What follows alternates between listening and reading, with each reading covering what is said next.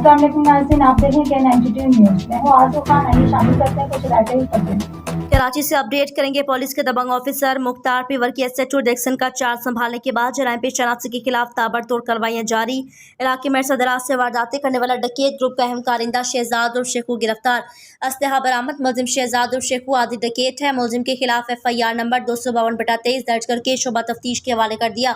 मनशियात फरोशों के खिलाफ कार्रवाई करते हुए जक्सन के सबसे बड़े मनशियात फरोश लुकमान वल तलहा, काशिफ वल मुस्तकीम को गिरफ्तार करके इसके कब्जे से 12 किलो 750 ग्राम चरस बरामद कर ली।